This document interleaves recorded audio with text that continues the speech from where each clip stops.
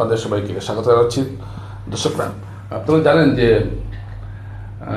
বিধানসভা নির্বাচন এগিয়ে আসছে এবং বিভিন্ন দলের প্রার্থী ঘোষণা চলছে এবং একটা নির্বাচন একটা আবহাওয়া আমরা দেখতে পাচ্ছি। তো আমি একটু এবার আলোচনা করতে চাইছি যে এবারে বিধানসভা নির্বাচনে মূল ইস্যুটা কি হতে যাচ্ছে।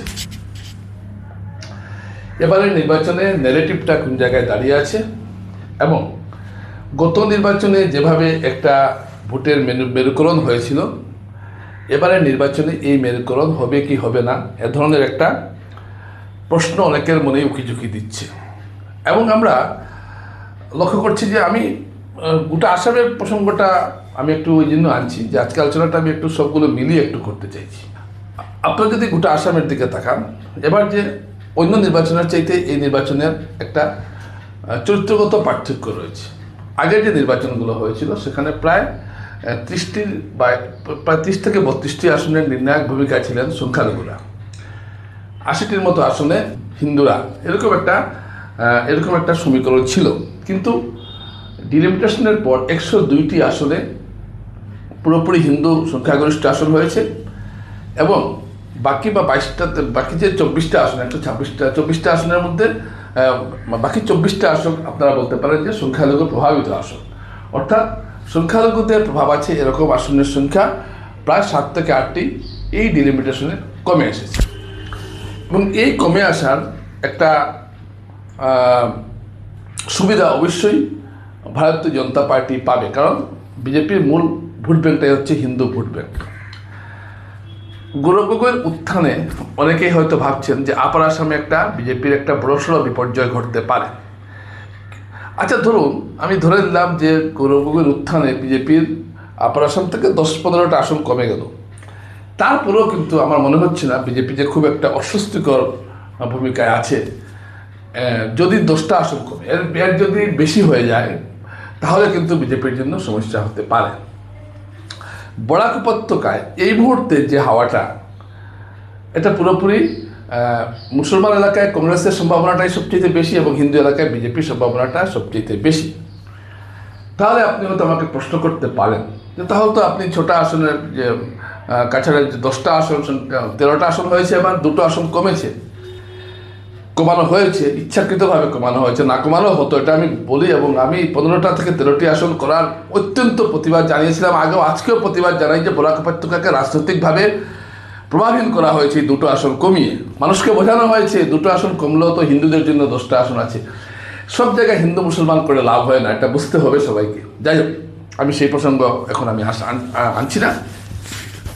যে 10টা আসনে বিজেপি ভাবছে তারা সংখ্যাগরিষ্ঠ, এই 10টা আসন পাওয়ার ব্যাপারে কি বিজেপি নিশ্চিত? দেখুন, খুব যখন 60-40 থাকে বা 70-30 থাকে তখন একটা ভোট মেরুকরণের একটা সম্ভাবনা থাকে। কিন্তু যখন আপনি দেখবেন কোনো আসনে 75% বা 80% হিন্দু ভোট বা মুসলমান ভোট, সেখানে কিন্তু ধর্মীয় মেরুকরণের প্রশ্নটা কিন্তু খুব একটা মুখ্য হয়ে আসে না। এখানে আমরা দেখি স্থানীয় ইস্যুগুলো, প্রার্থীদের বিচার করা, কোনো প্রার্থীর ব্যক্তিগত ইমেজ কীরকম এবং তার বিরুদ্ধে পার্টির ব্যক্তিগত ইমেজ কীরকম, এরকম প্রসঙ্গগুলো আমরা দেখি এখানে আসে। আর যদি আমরা সেই হিসাবটা করি তাহলে বলতে হয় যে এই 10টি আসনেই কিন্তু বিজেপিকে লড়াই করতে হবে। যদিও তারা এখানে প্রতিটি আসনে প্রায় 40 থেকে 50 হাজার হিন্দু ভোট বেশি রয়েছে, তারপরেও কিন্তু বিজেপি নিশ্চিত নয় যে প্রতিটি আসন তারা জিততে পারবে। প্রতিটি আসনে লড়াই হবে। আপনি পাথারকান্দি থেকে শুরু করে, আচ্ছা পাথারকান্দি মানলাম লড়াইটা কম হবে, লক্ষ্মীপুরে মানলাম লড়াইটা কম হবে, কারণ লক্ষ্মীপুরে তো যে অবস্থা কংগ্রেস করেছে, এখানে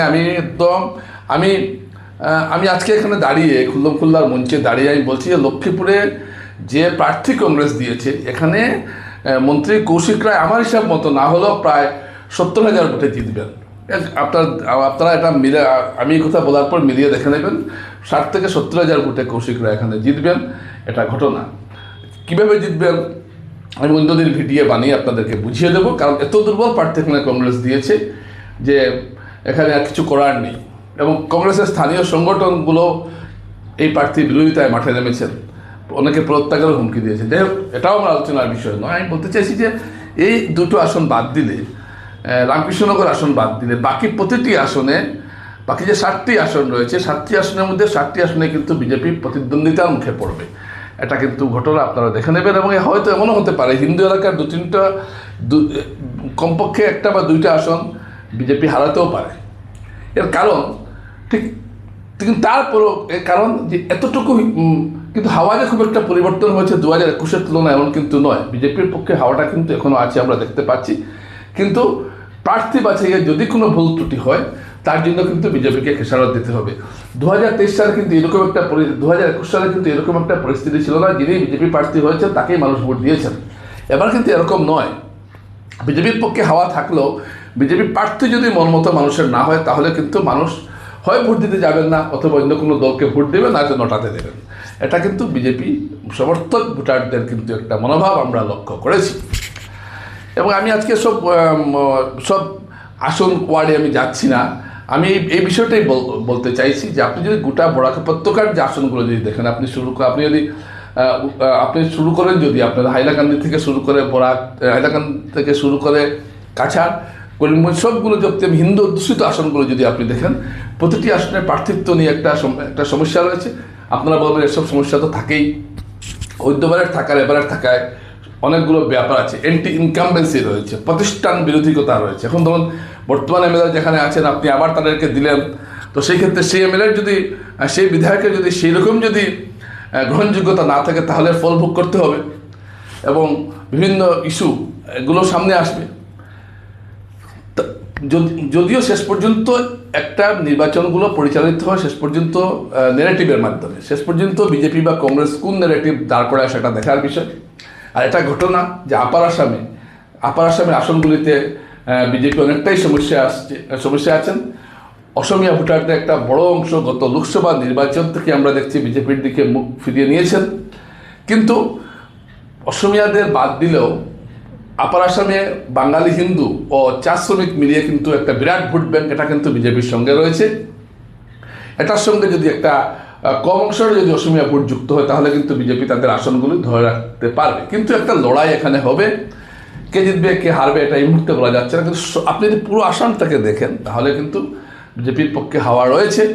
কিন্তু হাওয়া থেকে একটা কথা, এটাকে ভোটের বাসকে কনভার্ট করা, ভোটের বাসকে পর্যবেসিত করা, এটা কিন্তু আলাদা জিনিস। এবং যেটা যদিও এই কাজে বিজেপি খুবই দক্ষ, তাই আমার মনে হয় যে এবারের যে নির্বাচনটা হচ্ছে এটা এবার নির্বাচনে কোনো ইস্যু সামনে থাকছে না। এবার কিন্তু অন্যবার ইস্যু থাকতো, যেহেতু ইস্যুর নির্বাচন তাই খুব একটা ইস্যু সামনে আসছে না, তাই বিজেপির পক্ষে একটা সুবিধা। এখানে কংগ্রেস তেমন কোনো ইস্যুকে এখন পর্যন্ত সামনে আনতে পারেনি বা বিরোধীরা পারেনি। বরাক উপত্যকায় যে ইস্যুগুলো সামনে আসতে পারতো, চাকরি, তারপর 2টো আসন কমিয়ে নেওয়া, কিন্তু এই ইস্যুগুলো খুব একটা সামনে আসছে না। কারণ এত মিথ্যে কথা বলা হয়েছে যে মানুষ বিশ্বাস করছেন যে বরাকে চাকরি হয়েছে, কিন্তু চাকরি হয়নি। এইগুলো কথাকে কিন্তু সামনে আনা যাচ্ছে না। তাছাড়া প্রবল হিন্দু গরিষ্ঠ থাকায় বিজেপির যদি কিছু ভোট কমেও যায় তাহলেও কিন্তু জেতার সম্ভাবনা রয়েছে। কিন্তু ওই যে বললাম যে প্রার্থী বাছাই যদি সঠিক না হয় তাহলে কিন্তু এই নির্বাচনে বিজেপিকে সমস্যায় পড়তে হবে। এই প্রার্থী বাছাই করার জন্য অনেক কালঘাম ছুটছে নেতাদের, এবং কি প্রার্থী তালিকা বের হয় বিজেপি সেটা দেখার আমরা অপেক্ষায় রইলাম। নমস্কার।